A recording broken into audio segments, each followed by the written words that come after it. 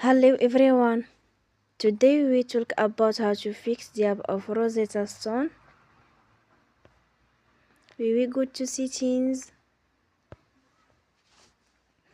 Then we click on apps. After that we will search the app Rosetta Stone. And then we click. Then we will on for stop. After that we will go to storage. Then we click on clear cache. In the end, turn off your phone and you will recharge your phone again. Don't forget to support us by like and subscribe. See you next time and thank you for watching.